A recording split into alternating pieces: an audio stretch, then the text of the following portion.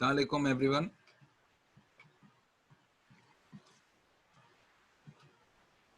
Tarek, can you tell me if you can hear me? Yes, I can hear you. It's great. So we are on here.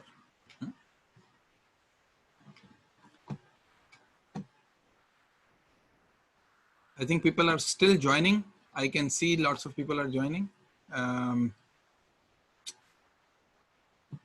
Let's start in a minute.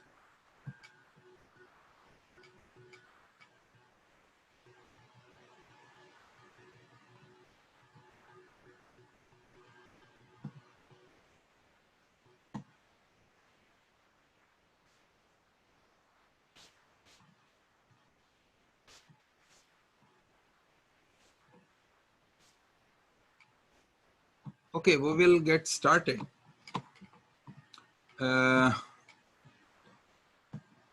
So this is a very interesting way of teaching a class, at least for me. I'm sitting in my office. I have water in this cup, which might look like coffee to you. We do need coffee in the morning, but hopefully we will get by. So welcome to this course. It's called Computer Networks, Principles and Practices. There are 3 course codes for this course. This course is can substitute for one of the core CS courses, net-centric computing. The 3 course codes for this course are EE471, CS471, and CS573, which tells us that generally senior level undergraduate students, 3rd year, 4th year undergraduate students, as well as early career master's students can also take this course. Very little background is needed to take this course. We will talk about the structure of the internet, how internet works. We all use internet, and thanks to the internet that we are having this meeting, class meeting online. So we will talk about how the internet works and delve into the material. So what I'm going to cover today, let me just share the slide set with you.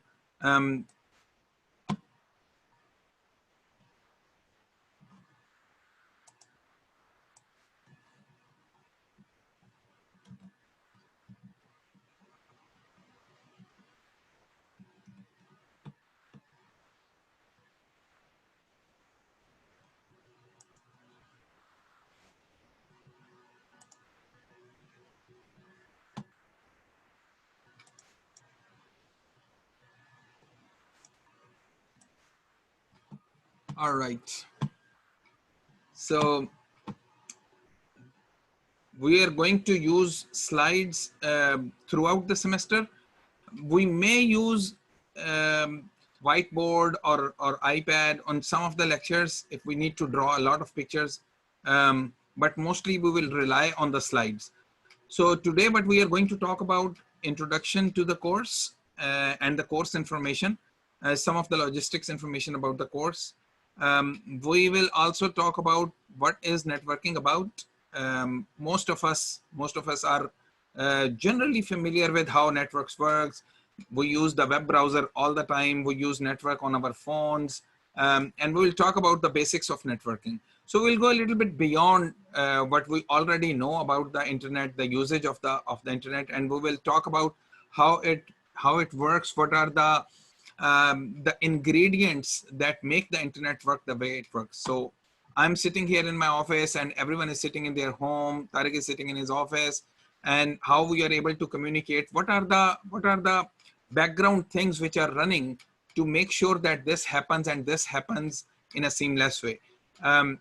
So let me just first talk about some of the networking courses that we have at LUMS. The networking courses that we have available at LUMS, there is a variety of courses. Networking systems is actually one of the strongest or largest research area, at least in terms of number of faculty which are available at LUMS. So we have many people in the computer science department and in the electrical engineering department working in the networking systems area or distributed systems area.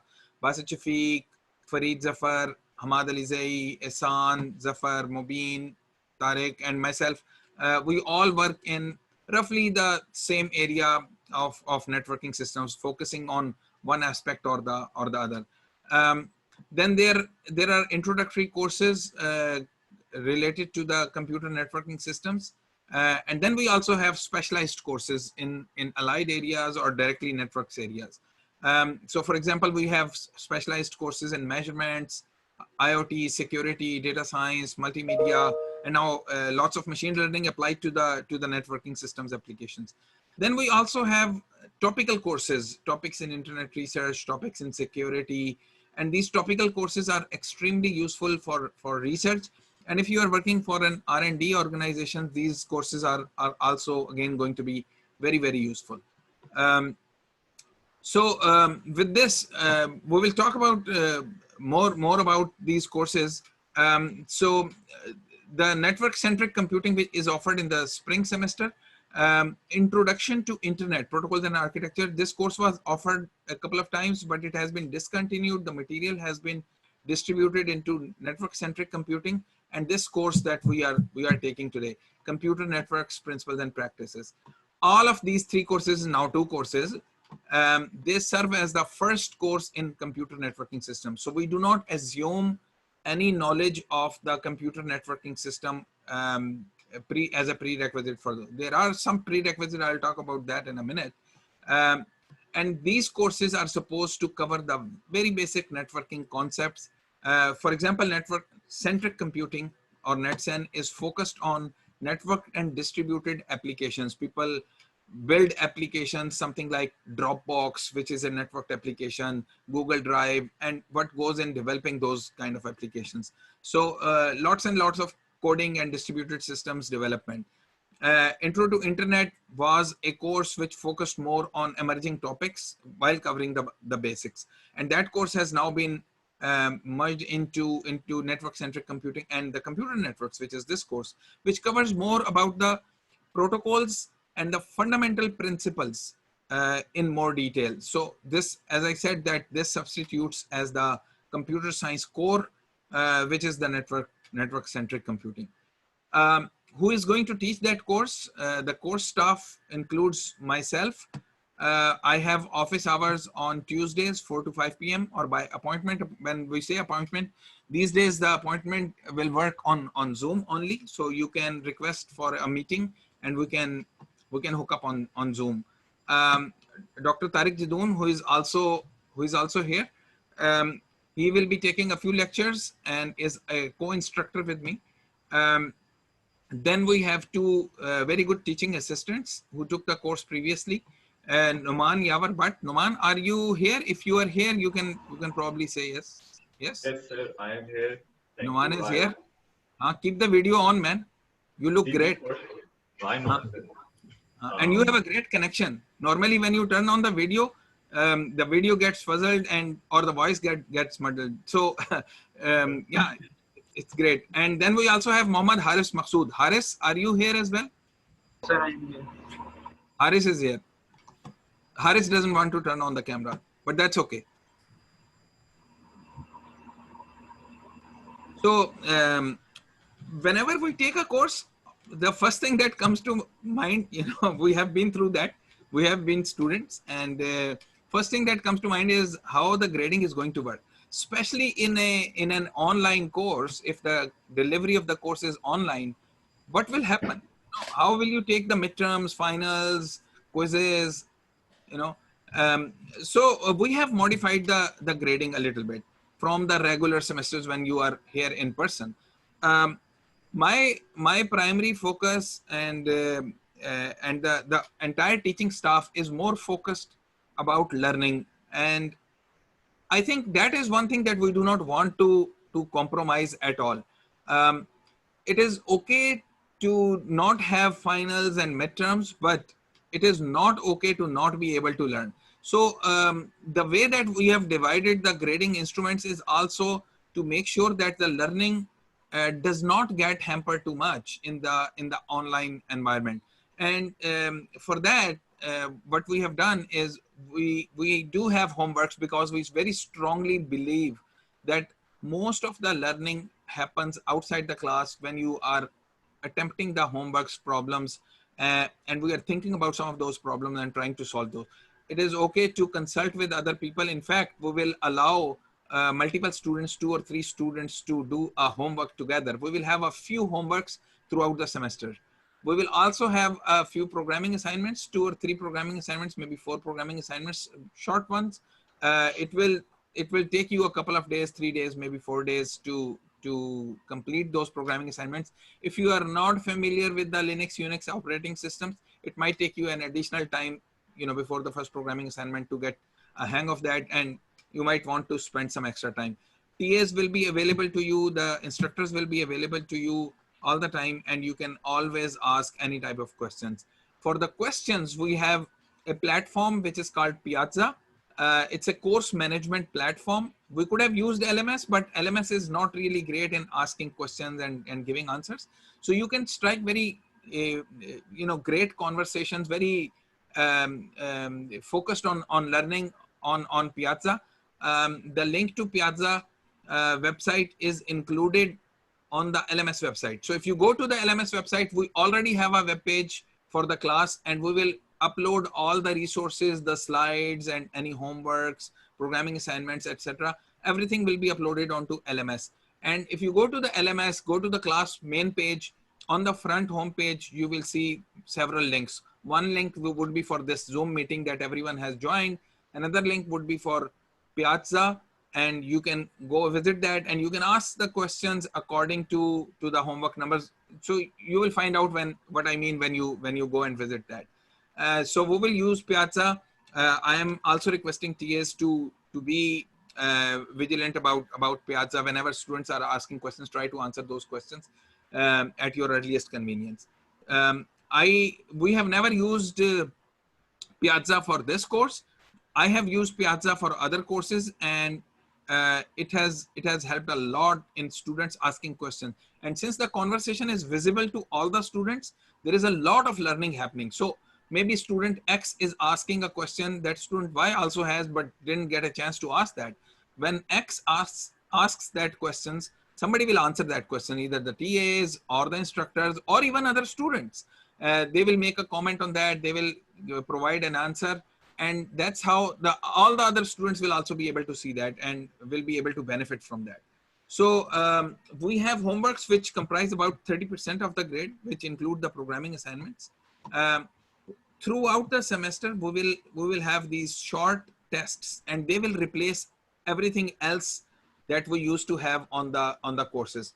There will be no quizzes, there will be no midterm, there will be no final exam. All of that will be taken care of in these short tests, and these would be 15, 20, 25, max 25 minutes tests, and we will give you sufficient time to take these tests.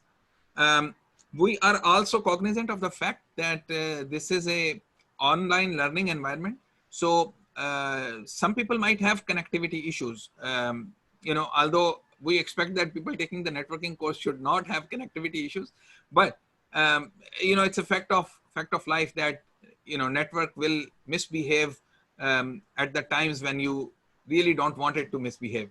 So we do understand that it will happen, and if something happens during the test, or we will be very, very flexible, and the responsibility of be fair with yourself would be your own responsibility. We will also have a course viva, which is currently tentative. Depending upon the number of students, I was not entirely sure what would be the total enrollment in the class. If the enrollment stays at what it is, or slightly, plus minus 5 or 10%, then we will have course vivas. Otherwise, it might become, if the enrollment increases significantly, then it might become very cumbersome to take the course vivas. So we will not take the course viva in that case, and this 20% will also go into these short tests that we will have scattered throughout the semester. What I would like to do is to take these short tests soon after a homework is due, and the topics which are covered in these short tests would be based on the recent homework, the 1 or 2 previous recent homeworks which you would have completed. So it is very important that you complete the homeworks which have been assigned to you and submit those on time. The way that homeworks will be submitted, we will make groups of students, perhaps a max of 3 students can form a group. And you can also use Piazza for making the groups. In Piazza, you can find a teammate. So you can make a group on Piazza and you can complete your homeworks in consultation with them. You can consult with the TAs and even other students. That's perfectly all right. As long as you understand everything in the homework, that meets our learning objective. And these short tests will be based on the homework problems that we would have given to you. Maybe similar to those, not quite the same. And then there is a contesting and grading revision, but hopefully nobody will need to do that. So let me just quickly talk about what are the prerequisites and the textbook for this course.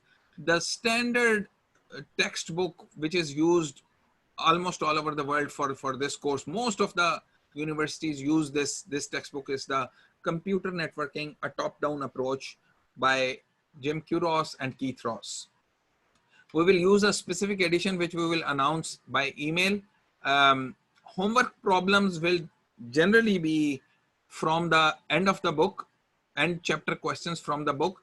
And it is then important that we all follow the same edition of the book. So I generally follow the 6th edition, but we will finalize the edition which is also available in the market and easily available to you, so that you have the same set of problems that we have. If you use another edition, then the numbering of the questions might be displaced, and you might be attempting some other questions, which is also all right. But we would really want you to attempt the questions that we have assigned to you. The prerequisites for this course is basic knowledge of probability. If you have taken Introduction to Probability course at LUMS or somewhere else or equivalent, that is more than sufficient. Digital logic, you should understand how the computer works, how the computer is organized. A little bit of signals, if you have not taken the course on signals. Many students perhaps have not taken the course on signals. That's all right. That's all right. But computer organization and digital logic is something that we would like that you have to have a background in that a little bit.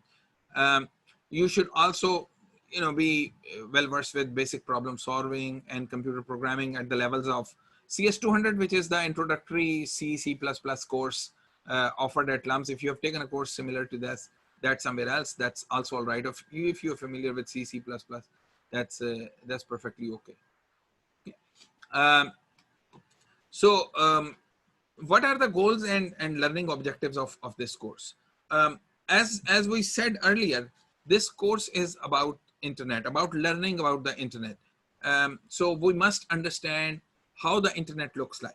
We can look at our devices. Maybe some of you are connected through phones, maybe some of you are connected through laptops or desktops, or maybe your tablet devices.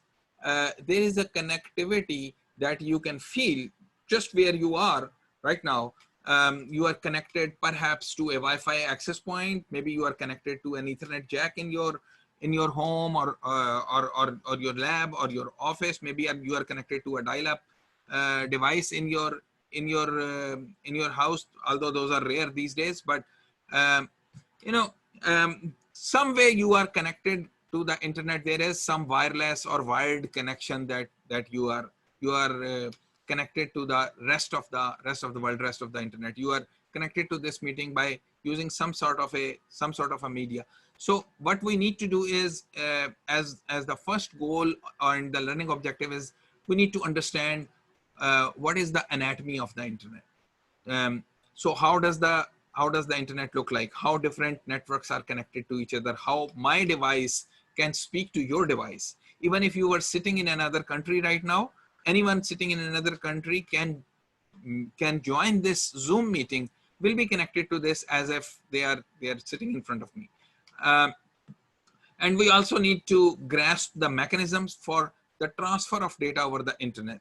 So the audio that I am producing, or the video that this video camera or webcam is capturing, this audio and video is converted into signals and data, which is transferred over the internet, not just stored on my computer, it is transferred over the internet to all of you.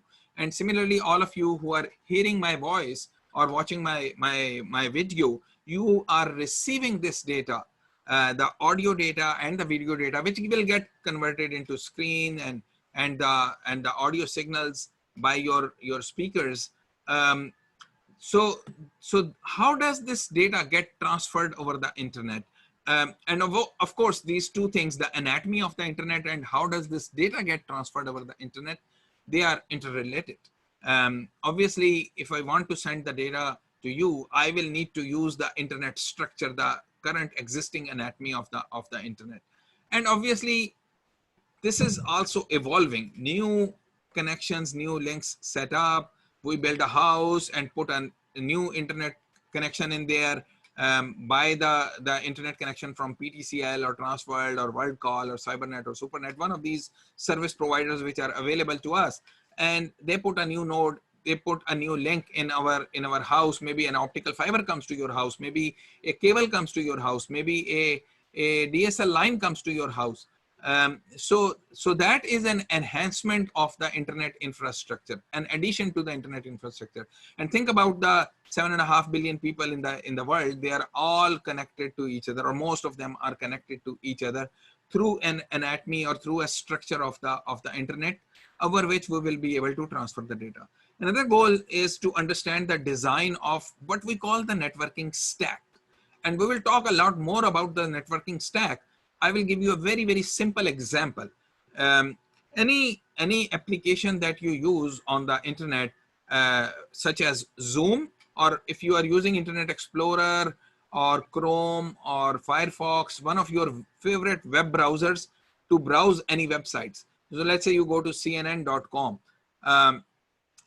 If you go to CNN.com, somehow you are connected to a server that CNN.com is hosting. So this is an application in your device, an application on your computer, an application on your phone, which is the web browser.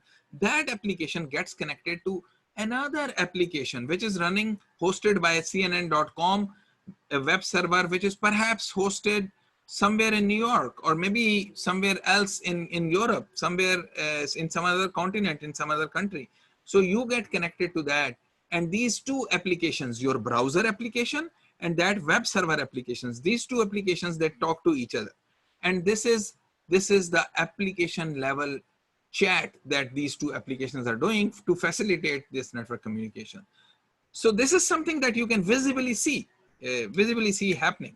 Similarly, what you can also see is a wire going out of your desktop or a wireless connection with your Wi-Fi router. So that is the physical connection which is available to you. These two, physical connection and the application peering and the application communication, these two are the extremes of the networking stack. Some people just write applications. Some people just work on laying these wires or designing how these wires should be laid out. Maybe an optical fiber comes to your house. Some people are just focused on that. These two layers, of the physical layer and the application layer, they are the extremes of the internet networking stack. And these two these two layers of the networking stack are the extreme. There are 3 other layers in between, and we will talk a lot more about the networking stack as the course progresses. We will also learn how to design support protocols for internet applications. So if my device is talking to your device, your browser is talking to the CNN web server, they should speak a common language. If they are unable to speak a common language, they will not be able to communicate. So in order to communicate, a common language is needed, and that common language is termed as protocol. The semantics of that is the part of the protocol. We will talk a lot more about the protocol as we progress in the course. A very famous protocol that everyone uses when they are browsing the internet is the HTTP protocol. You type http://lums.edu.pk. So that's a connection that you are establishing with a web server using your web browser, and the protocol that you are using in that is the HTTP protocol. There are many other protocols which exist on the internet, which are used on the internet. We'll talk all about those. Okay.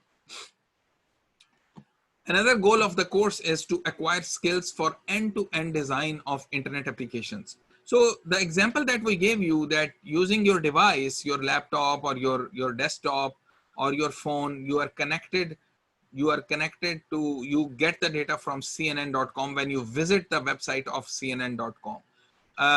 So this is an end-to-end connection between your device and the CNN's application, the application running on your device, which is the web browser application, and the web server application, which is running on CNN's web server, which they have hosted somewhere on the internet. So how do you come up with the end-to-end design of these internet applications? We'll be able to talk about that. And we will also build some simple applications, some simple chat applications using C and C++, by using the APIs which are available to us, by using functions which are standard built by somebody else. They are available to us. Using those functions, we will be able to build these applications. So we also will create the foundation for taking more advanced courses in computer networks. One of the goals of this course is also to provide this basic building block to you so that you can take other courses, topics in security, topics in network measurements, topics in internet research, take those advanced courses. And also this course will provide you the foundation for becoming an effective networking R&D engineer. So if you work for an organization such as Cisco or Broadcom, you will need skills which this course will provide. So course access and attendance. This course is online. We are all online. Attendance is highly recommended. The lectures that we are conducting here, they are all will be on Zoom, and this link will remain the same. This link will remain the same every week, twice a week. You will join this class meeting by using the same Zoom link for all the lectures. This link is shared via email. We will not share it again because we have shared it once. It will not change throughout the semester. And also it is available on LMS main page of the course site. If you are enrolled in the course, you should be able to access the LMS website. Go to the home page and you will see the link there. All the lectures which are happening will be happening in a synchronous fashion. That means no pre-recorded lectures. But what we will do is that after the lecture is finished, I will upload the video, possibly after some editing. Maybe we would like to, divide the lecture into smaller videos. Not all the lectures, but if it is needed, then we may divide the lecture into smaller videos, and we will upload that either on LMS. We will also create a YouTube channel and upload all of those videos on YouTube. And the benefit of uploading the videos on YouTube is that, because if you are on a lower bandwidth connection, the bandwidth is lower, the YouTube will adapt according to the bandwidth and will give you the video which is slightly low resolution and will not consume too much of your bandwidth. For course management, we will use Piazza, as I have explained earlier, and the link for that has not been shared by email, but it is also available on the LMS main webpage. Just go to the LMS main webpage.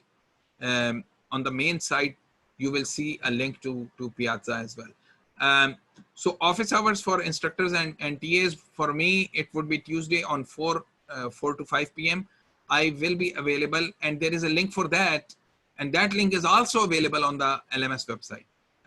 Please remember to join the office hours link, not the course link, when you are looking to visit me in the office hours. If you want to set up a separate office hours or separate conversation, you can also do that. The TAs and Dr. Tariq Didoon and the other TAs, they will also be able to hold office hours throughout the week, and we will share that information, update that information on LMS as it is available. So do you cooperate in this course? And I always answer this question by asking another question. that why you are here. You know, just think about that. And if you want to cooperate, it is perfectly all right. We do not mind that. It is perfectly okay to cooperate, except for the tests. Tests are to be done individually. On homeworks, on programming assignments, you can discuss with other people. You cannot look at the code. You cannot look at the solution. As long as you are not hampering your own learning, we are perfectly all right with that. So in this course, we will strictly use the honor code. Honor code means the responsibility for learning is lying with you, is upon yourself. It is really up to you. I'm not going to change the course for one student or other student. We will deliver the course the way that we will deliver. Okay, and it's up to you how much you can get out of that. And the real learning, as Dr. Tariq and the TS will also tell you, that the real learning happens when you are doing the homeworks. Try to spend enough time with the homeworks. We do understand that under the online circumstances, you can have some specific circumstances where you won't be able to, you know, focus the way that you could if you were on campus, but that's okay. We do understand all the issues. We do understand unique situations that you might be in, and we will try to address those situations. Just feel free to reach out to us, and the TAs are also here to help you, to support you in anything that you need. So that finishes the logistics. We have spent about half an hour on that. Before we move on to the lecture, I will take a pause here, and we will see if anyone has any questions. किसी के पास अगर questions हैं, अगर कोई question पूछना चाहता है, तो just raise your hand. Yeah, one more thing about the etiquettes of the Zoom meeting. I think everyone is muted here. If you want to ask a question, just please raise your hand, and we'll try to answer your question as it comes by.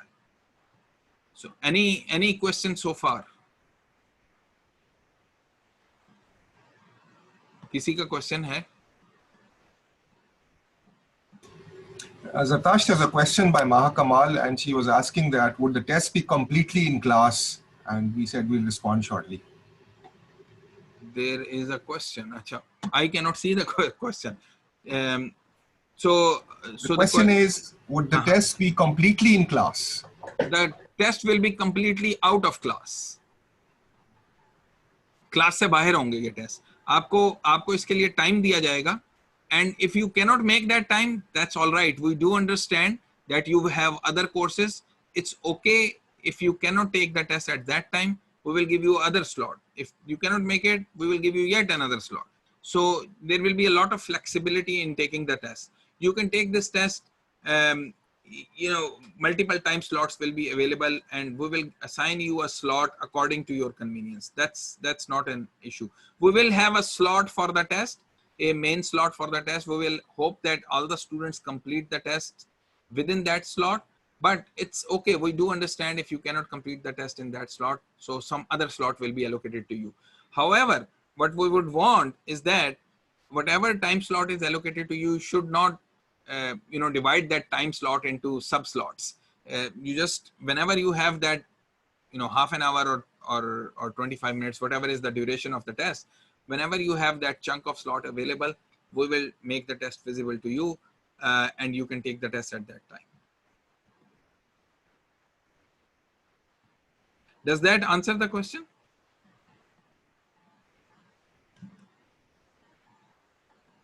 Yes, sir, it does. Thank you. ठीक है. Any other question?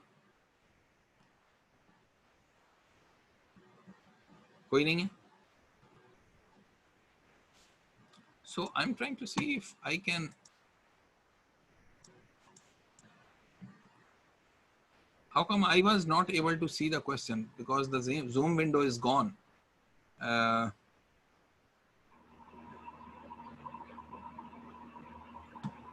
ये question Dr. Tariq आपको privately आया था या फिर आपको email आई थी या फिर chat में आया? I saw the question on the chat, so it was sent to everybody. So ठीक है. chat में. Somehow I am not able to see the chat. Maybe because I'm on the full screen. We will figure this out as we progress. Okay, so let's move forward. So,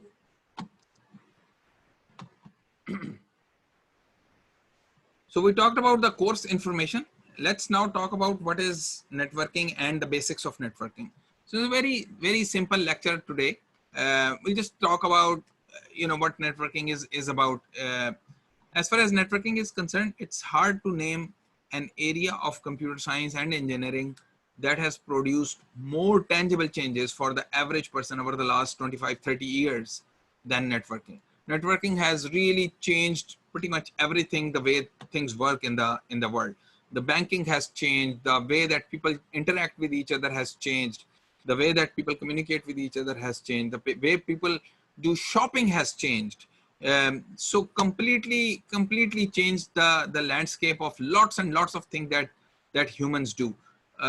So very significant changes happened in the last 3-4 decades. The earliest node was 60s, 70s, about not more than 50 years ago. And think about the changes that have happened in this relatively short period of time. So what is networking? So networking, you will see lots and lots of definitions of networking.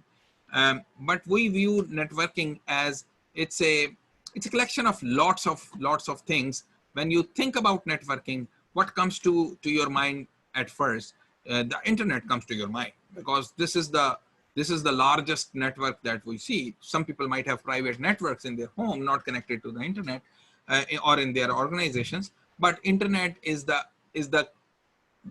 most common word that comes to your mind whenever you talk about networking.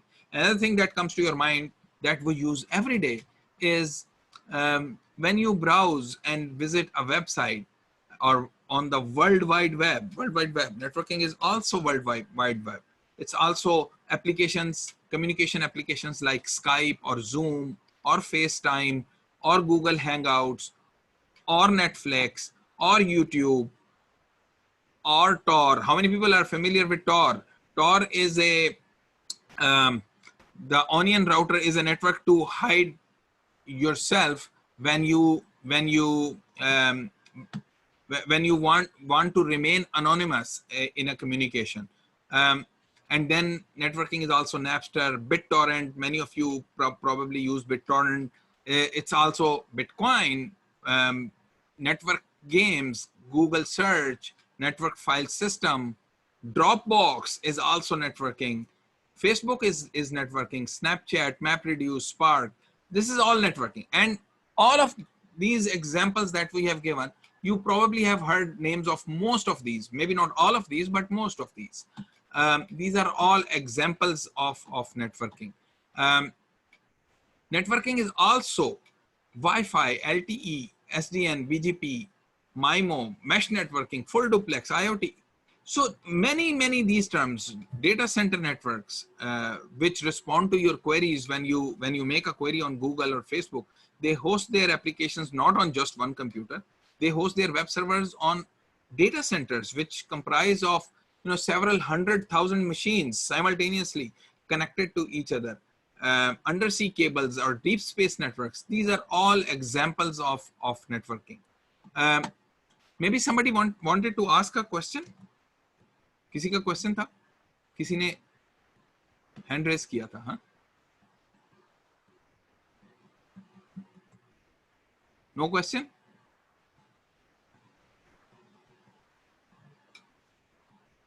So if there are no questions, I thought I saw somebody had raised the hand. If you had raised the hand, please go ahead and ask the question.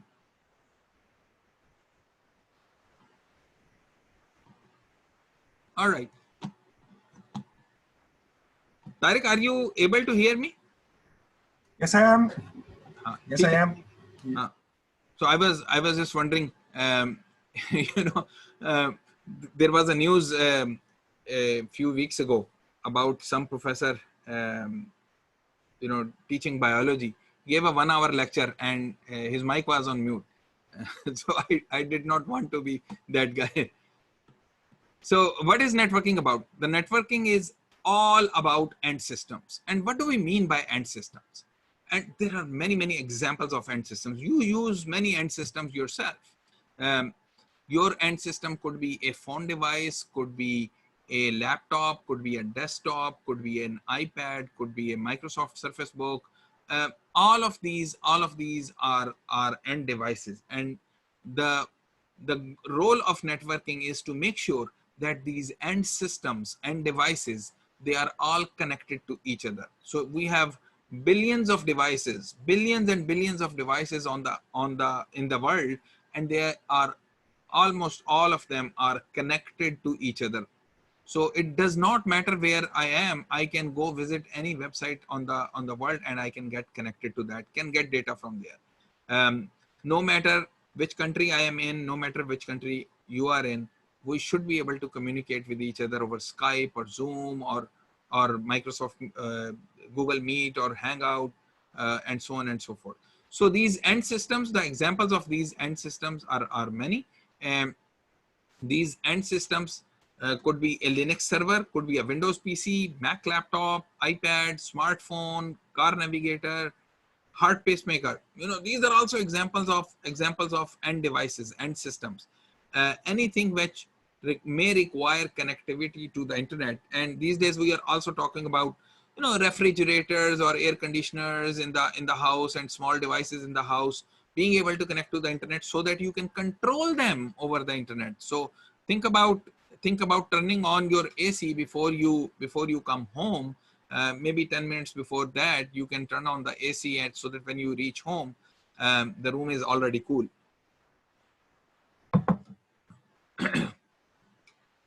So how do you connect all of these end systems? In order to connect all of these end systems, one possibility is that you pull a wire from each end system to every other end system.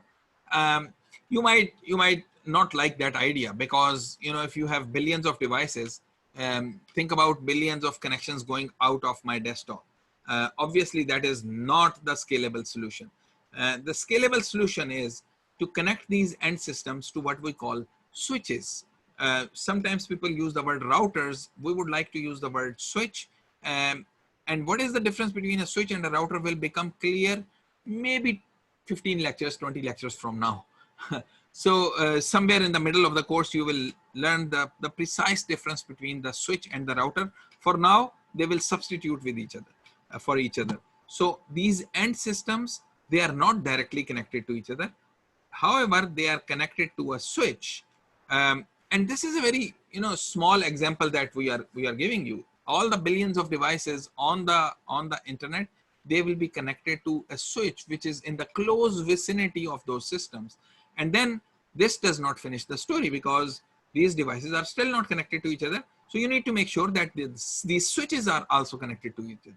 There are lots and lots, millions and millions of switches also on the internet. So the internet is just a collection of these end systems connected to each other through these switches and links. So these links and switches, they form the structure of the internet. The anatomy of the internet is really dependent upon how these switches are placed, how these links are placed.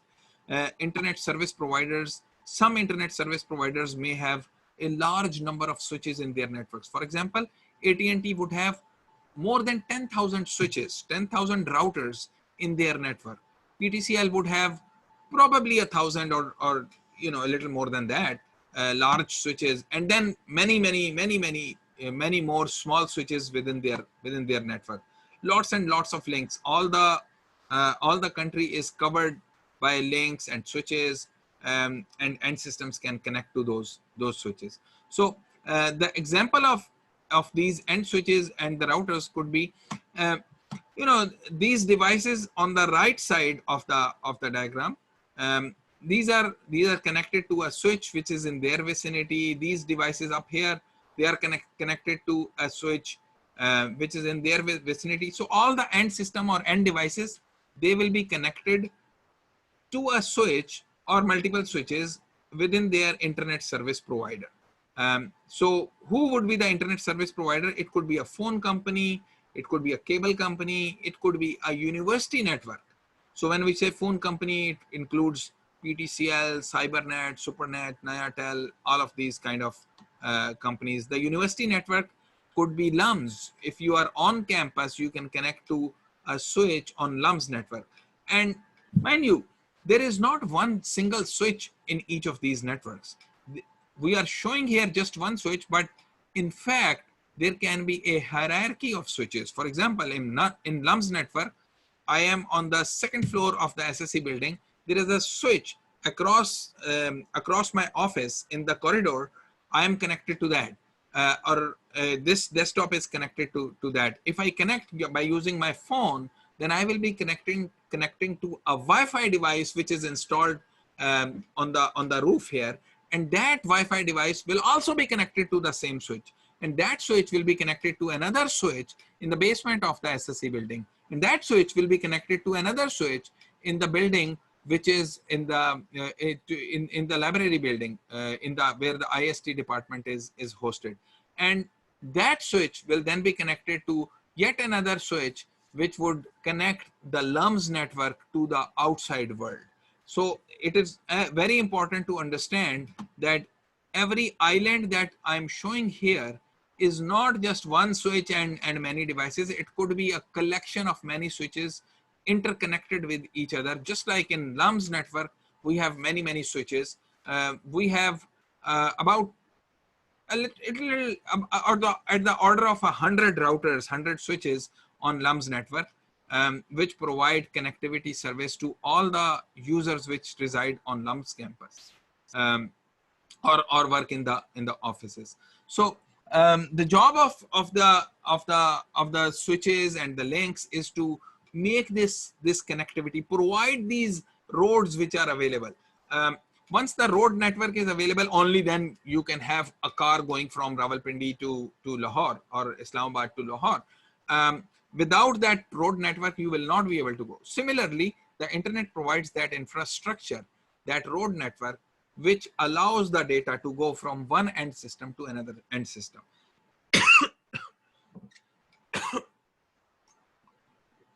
Excuse me. So let's say you have an end system on the left. It has some data which is shown as this blue rectangle, and this data is just a sequence of binary ones and zeros.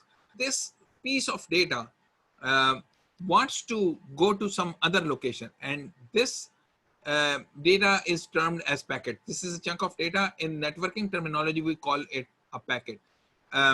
Maybe 1,000 bytes of data, which is 1,000 times 8, 8,000 bits of data.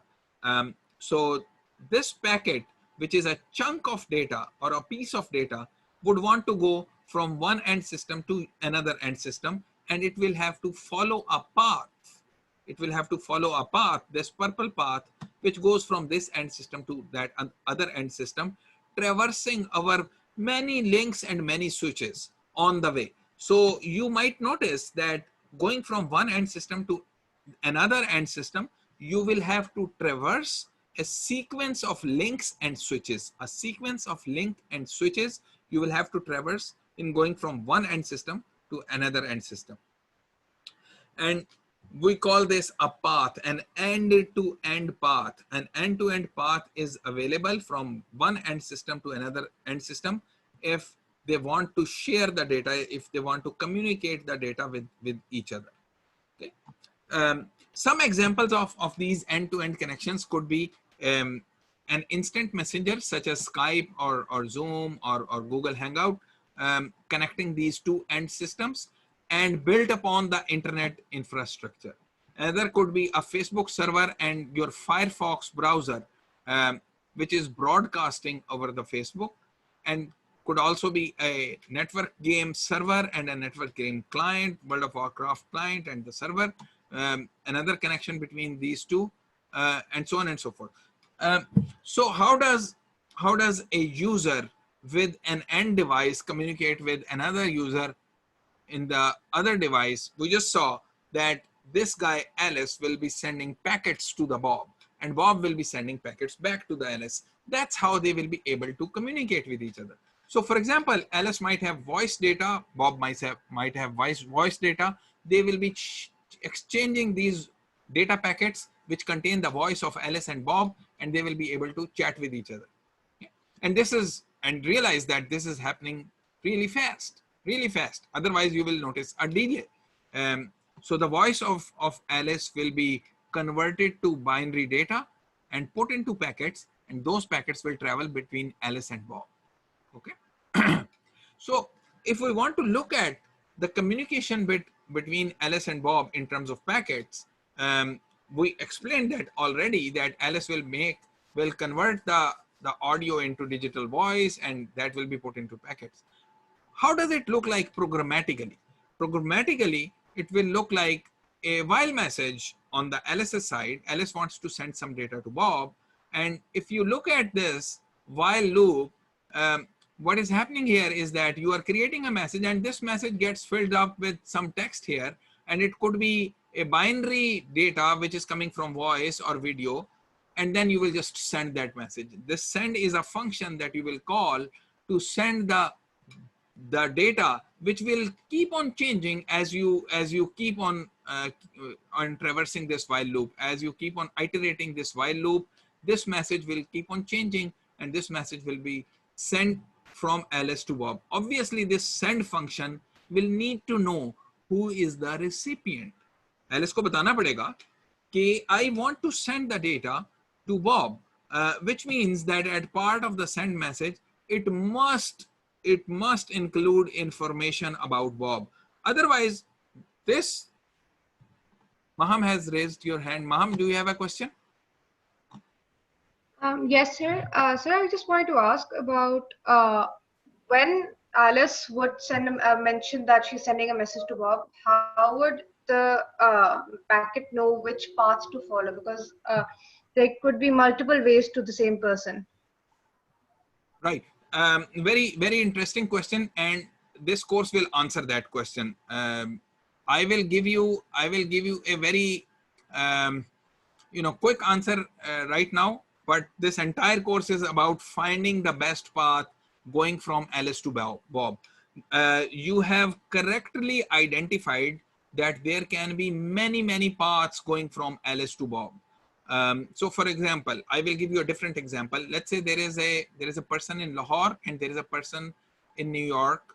There can be many different paths that a packet will take.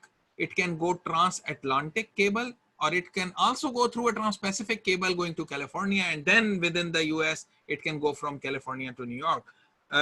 So how does a packet choose which path it needs to take? And that is something which we will need to discover. It is not automatic.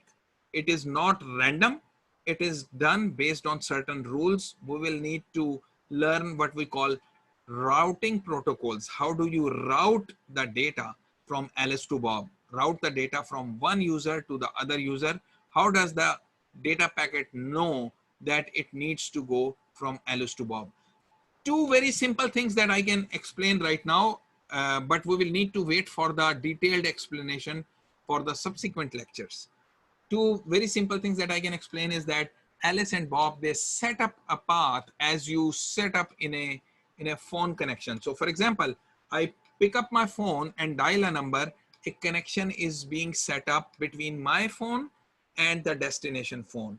It goes through the phone line, which is connecting to the wall, and then to the LUMS exchange, and from the LUMS exchange to another exchange, which is in DHA Lahore, and from maybe DHA Lahore to Egerton Road exchange, where there is a big office of PTCL, and from Egerton Road exchange to another exchange in Islamabad, and then from there to the end user. All the way a path is set up.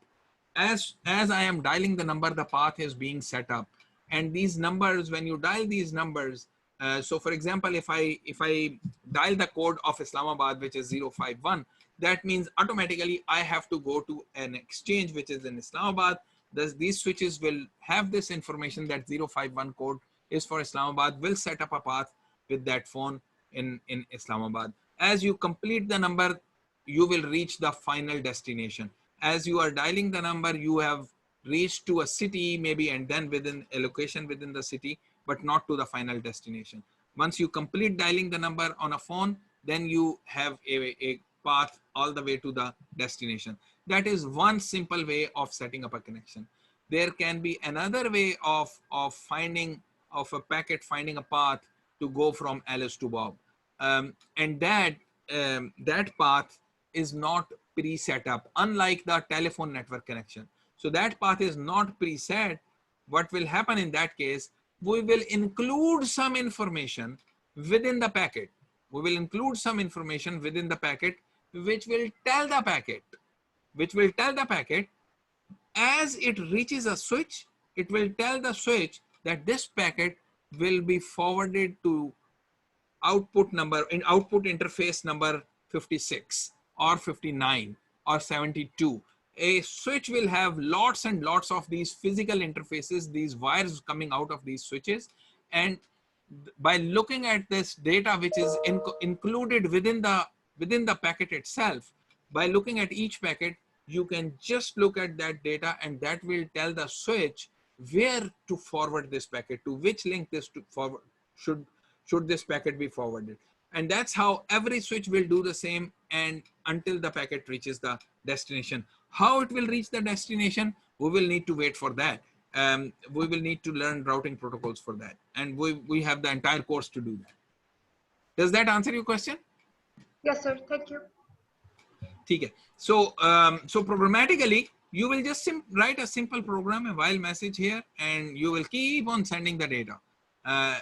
Each iteration of this while loop will change the message, and similarly at the Bob's end, you will keep on receiving the data, and we will consume that data. You know, we are showing only the message receive statement within the while loop, but there can be many other statements in which this message, which has been received by Bob, is consumed by some device. Maybe it's a audio data, so it is outputted to the loudspeakers connected to Bob's computer. So that's the programmatic notion of communication. If we want to look at the protocol notion, how Alice and Bob are connecting. So maybe Alice will send a hello message to Bob. Bob will reply with a hello message as well.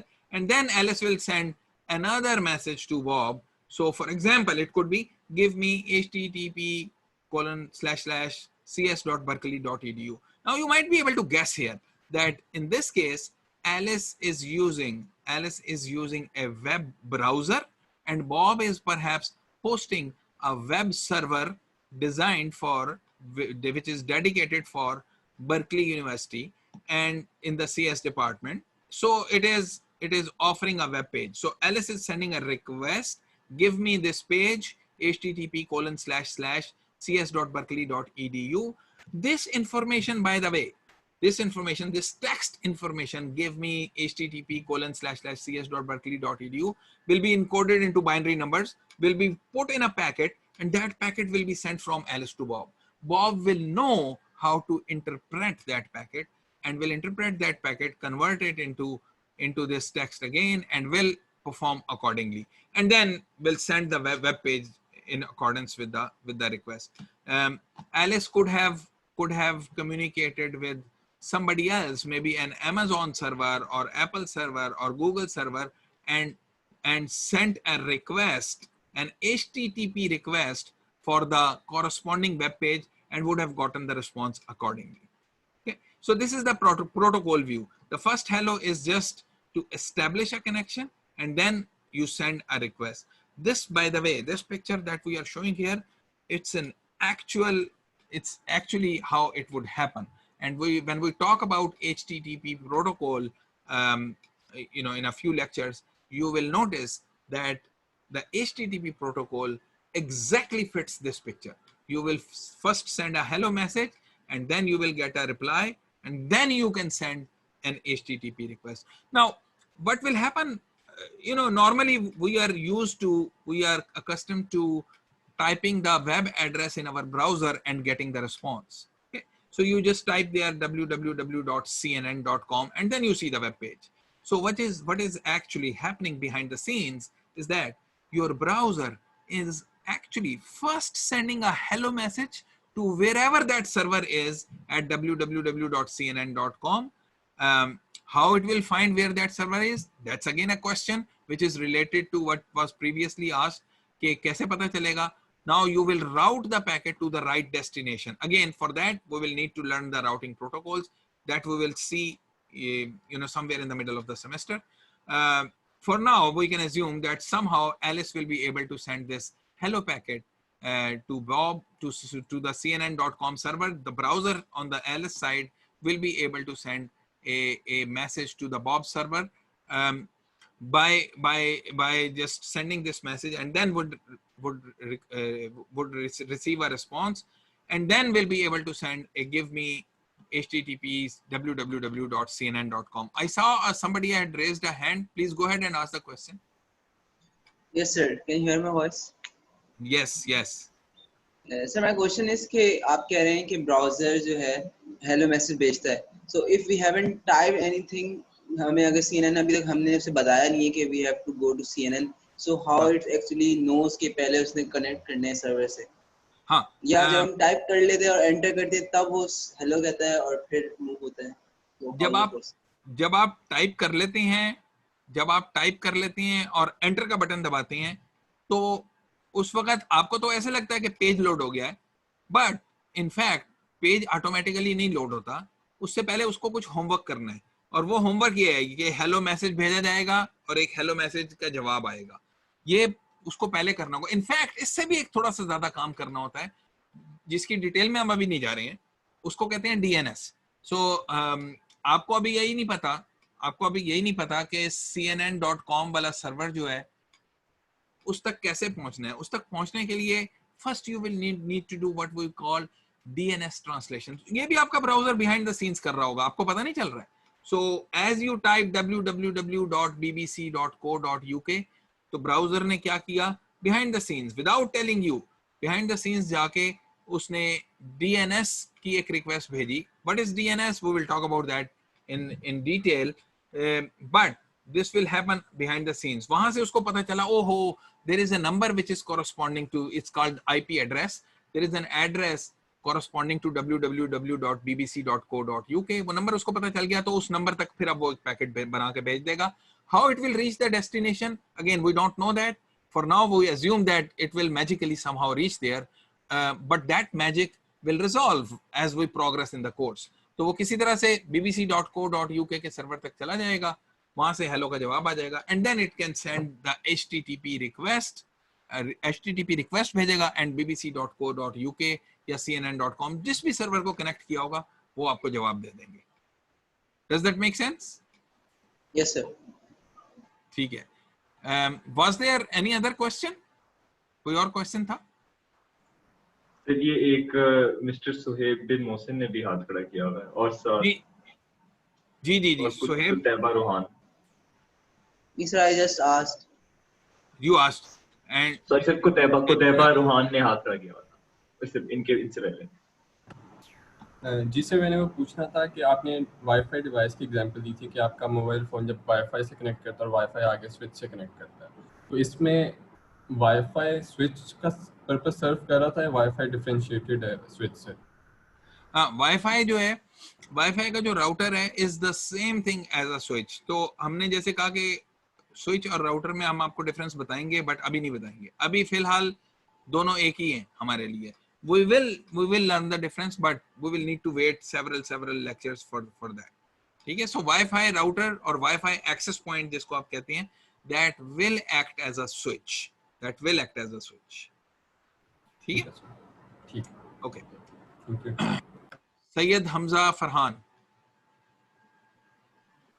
Assalamualaikum. I just had a question about the difference between the switches and the links. As far as I can understand through this conversation, are links just an intermediary? Links are what? Sorry? Are the links just an intermediate path between the switches? So like do switches connect through the links? जी, switches are connected to each other via links, and link can be a piece of wire, a piece of optical cable, a piece of wireless connection. Link जो है वो it's just a communication medium जिस पे आप communicate कर सकते हैं. Wireless भी हो सकता है, ऑप्टिकल फाइबर भी हो सकता है, केबल भी हो सकती है, पीस ऑफ वायर भी हो सकती है, इनमें से कुछ भी हो सकता है लिंक. एंड दीज डिवाइसेस जो एंड डिवाइसेस हैं हमारे, ये भी कनेक्टेड होते हैं to switches by using these links. तो if you look at the desktop computer, if you are using a desktop computer, मैं अपने ऑफिस में इस वक्त डेस्कटॉप कंप्यूटर यूज कर रहा हूँ, एंड देन एक ईथरनेट कार्ड है, उसमें वहां से एक तार निकल रही है, वो दीवार में जा रही है, दीवार में जाके लग रही है. So this is a link all the way, not just to the wall से वही जो तार है वो आगे जाके कहीं स्विच के अंदर लगती है, which is on the same floor जहाँ पे मैं बैठा हूँ, और कॉरिडोर के अंदर वो स्विच पड़ा हुआ है. And then I say that there is a link using which my computer is connected to that switch, and that switch is connected to another switch in the basement of SSE by using another link. एक और link है, वो भी एक piece of wire है जो नीचे तक जा रही है, और फिर वहां से एक ऑप्टिकल केबल जा रही है, वहां से एक ऑप्टिकल केबल जा रही है SSE की बेसमेंट से all the way to the library building जहाँ पे IST hosted है, जहाँ पे IST का ऑफिस है, वहां तक एक ऑप्टिकल केबल जा रही है, and that optical cable is also a link. So link can be either a wireless link, और it could be a wired link, it could be an optical fibre, it could be a cable, कुछ भी हो सकता है इनमें से. Link is just that, a physical medium जिसके ऊपर आप कम्युनिकेशन कर सकेंगे. Perfect. Thank you. All right. Okay. So let's move forward. So Alice and Bob, again, the communication could be last example that we saw was you send a request for http dot something and then you get a response. You can send multiple http requests as well, you know, एक से ज़्यादा भी भेज सकते हैं, आपको उन सब का जवाब मिलता जाएगा. So what are some of the internet design challenges? In order to understand these internet design challenges, we have to understand what are the basic design considerations, and there are only 5 things here which are extremely important. I think we need to understand that, and we have already talked about some of those. ठीक है? So connectivity structure, एक तो हमें पता होना चाहिए internet का connectivity structure कैसा है. How are devices connected to a switch? That switch is connected to another switch. I gave you a detailed example of LUMS. कि LUMS में all the computers on my floor are connected to a switch in the corridor. ठीक है? Even if I am using Wi-Fi, मैं अपने phone के ऊपर wifi अगर use कर रहा हूँ, so this phone device on Wi-Fi is also connected to this Wi-Fi access point जो ये ऊपर छत पे लगा हुआ है, और जो ये छत पे Wi-Fi access point लगा हुआ है, ये फिर जाके उसी स्विच में लगा हुआ है जो कॉरिडोर में लगा हुआ है. ठीक है? So there is a piece of wire running between this Wi-Fi access point, and the switch in the corridor. So this connectivity structure is very, very, very, very important to understand. ठीक है? कि these end devices connected to a switch connected to another switch, and the way that I can communicate with a device in the US, ठीक है, is by communicating through this, either if I'm using my phone, then wireless access point, then the switch in the corridor, then the switch in the basement, then the switch in the IST department, then another switch which connects LUMS to the outside world. And when I say outside world, it could be one of the service providers from which LUMS gets services. LUMS gets services from 3 or 4 different service providers. So let's assume PTCL. So LUMS router and LUMS switch, and then some switches in the PTCL network all the way up to Karachi. There can be many switches on the way. Many switches and links on the way, switches connected through links on the way, until you reach Karachi. And then in Karachi, you have this undersea cable going from Karachi to Fujairah, Karachi to Singapore, Karachi to some other countries, and maybe you will go to Singapore Telecoms network, and Singapore Telecoms network, वहाँ से then it is connected to AT&T, then you go to AT&T's network. So this is all interconnected. ये सब का सब जो है वो interconnect हुआ है. बिल्कुल उसी तरह जो मैंने आपको example दी थी कि आपने लाहौर से इस्लामाबाद जाना है तो रोड नेटवर्क बना होना चाहिए. That doesn't mean कि you have to have traffic there. ये भी हो सकता है कि रोड नेटवर्क बना हुआ है, कोई इस्तेमाल नहीं कर रहा. ठीक है? So internet infrastructure or connectivity structure provides that road network on which you can run your vehicle, and your vehicle here is the data. जो आपके data packets हैं वो आप इस connectivity structure के ऊपर भेज सकते हैं from any device to any other device. ठीक है? So one is the connectivity structure. The second thing which is very important is addressing. So maybe you guys have already thought about it when I was talking in the last 1 hour.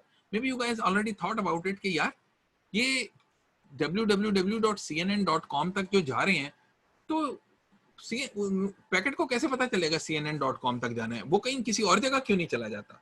Alice ने Bob तक जाना है तो वो Bob तक क्यों जाता है? वो पीटर के पास क्यों नहीं चला जाता? नहीं जाता because everyone has an address. Everyone has an address. Alice has an address, Bob has an address, Peter has an address. So Alice ने जब भेजना है उसने पैकेट के अंदर लिख देना है, एड्रेस लिख देना है उसने बॉब का. जब पैकेट के अंदर बॉब का एड्रेस लिखा होगा तो उसने बॉब तक ही पहुंचना है. So every device which is connected to the internet will have to have an address, and that address we call it an IP address. So IP address, in fact, if you go to your devices, अपने phone में चले जाएं, you are connected through phone or tab or laptop or desktop, you will be able to find your IP address. In fact, all this communication which is happening between me and all of you is over the IP network, and over the IP. When I say IP network, it is using the network, the internet, and using the addresses which are IP addresses. All of our devices have IP addresses, and that's how the packets are going to you and your packets are coming to me when you ask a question. The next very important thing, and you might see that this is all interconnected, कि एक तो connectivity structure आपको चाहिए, उस connectivity structure के ऊपर आपके पास हर एक का address होना चाहिए. अब address भी सबका आ गया, एलिस का भी address है, बॉब का भी address है, and which are called IP addresses. Then you need to be able to forward the data. जो question किसी ने पहले पूछा था कि how do you forward the data? How the data takes a path from Alice to Bob? There can be thousands of paths, hundreds of paths, or tens of paths between Alice and Bob. How do you go from Alice to Bob by choosing one specific path? So how does the data get forwarded on the internet? This is the third basic consideration, design consideration, जो हमें पता होनी चाहिए. So very simple things, बड़ी common sense बनाती हैं. ये connectivity structure है, आपको address पता होना चाहिए और आप डेटा को फॉरवर्ड कर दें. बिल्कुल ऐसे देख लें जैसे रोड नेटवर्क बना हुआ है, आपको पता है आपने इस्लामाबाद जाना है, किसके घर पे जाना है, एड्रेस आपके पास होना चाहिए, और गाड़ी कैसे ड्राइव करके लेके जानी है, मोटरवे से जाना है, जीटी रोड से जाना है, कहाँ से जाना है. सो वहां से आप गाड़ी को फॉरवर्ड कर देंगे, which is the data forwarding part, data forwarding issue. ठीक है. सो ये तीनों चीजें interconnected with each other. Now what is also important in the case of internet, not so much in the road network, is the common language. So two devices which are talking to each other, they must understand the language. So यहाँ से मैं अपने browser से अगर एक HTTP request भेज देता हूँ कि www.cnn.com, so the receiver on the other side, the server, CNN server, should be able to encode that and find out कि ये क्या क्या रहे हैं. So common language एक होनी चाहिए. Last thing which is very important for the design consideration is the flow and congestion control. Flow and congestion control का ये मतलब है कि ऐसा ना हो कि इतनी ज़्यादा ट्रैफिक आ जाए कि आपका नेटवर्क ही चोक हो जाए.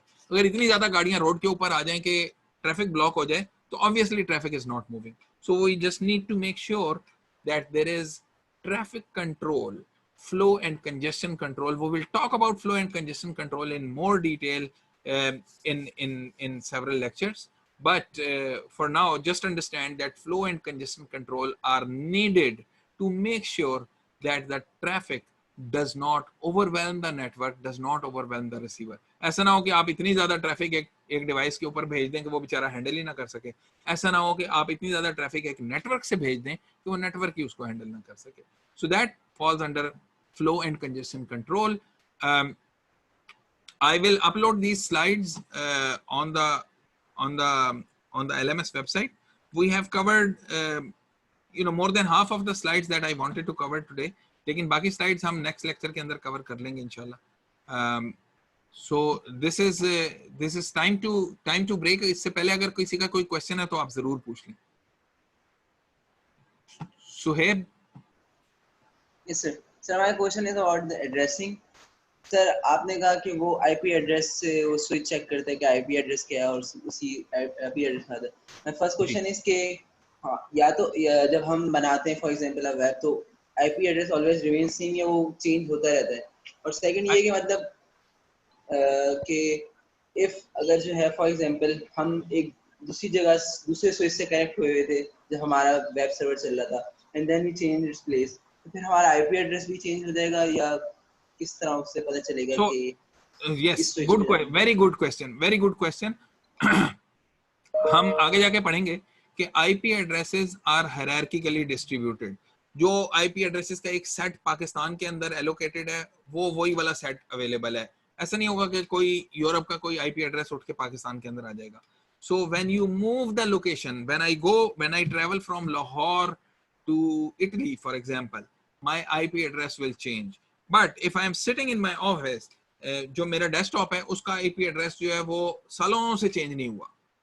अनलेस के कोई नेटवर्क कॉन्फ़िगरेशन चेंज कर दें, इसका IP एड्रेस चेंज नहीं होना चाहिए. ड्यूरिंग अ कम्युनिकेशन तो IP एड्रेस नहीं चेंज होगा अनलेस के आई मूव टू मच जहां पे मुझे IP एड्रेस चेंज करना पड़े, इन विच केस कनेक्शन को आपको ट्रांसफर करना पड़ता है. लेकिन if you are not moving, if you are at one place, IP address will not change. If you move from one location to another location over a large distance, Lahore से मैं इस्लामाबाद चला जाता हूँ, मुझे एक नया IP एड्रेस मिल जाएगा. मैं अपना फोन लेके इस्लामाबाद चला जाऊंगा तो मुझे कोई और IP एड्रेस मिल जाएगा. वहां पे जो भी वाईफाई एक्सेस पॉइंट होगा वो मुझे एक IP एड्रेस एलोकेट कर देगा. How does this IP addresses get allocated? ये भी इसके लिए भी एक प्रोटोकॉल होता है, ये भी एक स्टोरी है पूरी, ये भी हम कवर करेंगे. But yes, IP addresses, if you are not moving, will stay the same. If you move, they might change. Sir, so somehow these IP addresses are embedded in our websites. नहीं, IP addresses are not embedded in the websites. IP addresses are owned by a device. एक website अगर एक device के ऊपर host हुई हुई है तो हम ये कहेंगे कि उस होस्ट का ये आईपी एड्रेस है. आप जो बात कह रहे हैं, आप कह रहे हैं कि क्या ये उस वेबसाइट का आईपी एड्रेस है. Well, if the website remains hosted on that machine तो उसका आईपी एड्रेस भी कह सकते हैं. But really the IP address is for the device, not for the application. Website which is hosted, which is as a web server, is an application. Application का IP address नहीं होता, device का IP address होता है.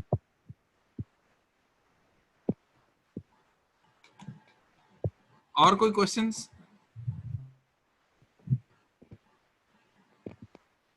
Great. If there are no more questions तो फिर हम session and करते हैं.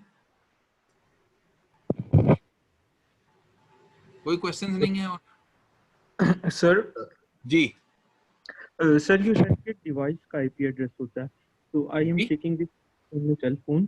तो अगर मैं अपने लाइक वाईफाई कनेक्शन से अपने मोबाइल नेटवर्क पे स्विच करता हूं तो मेरा आईपी एड्रेस सेम रहेगा कि चेंज होगा? I am not changing my location. Change हो जाएगा, वो चेंज हो जाएगा. इनफैक्ट आप एक वाईफाई से दूसरे वाईफाई पे भी अगर चले जाएंगे तो तब भी चेंज हो जाएगा. Because the IP address will be provided by the, जिस नेटवर्क के साथ आप कनेक्टेड हैं वो उसकी प्रॉपर्टी है कि वो आपको क्या सेट ऑफ आईपी एड्रेसेस में से एक आईपी एड्रेस एलोकेट कर देगा.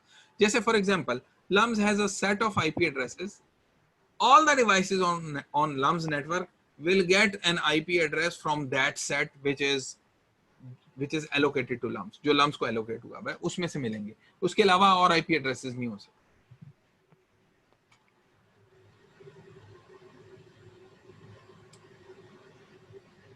और कोई क्वेश्चन हो? Sir, can you hear me? जी नोमान.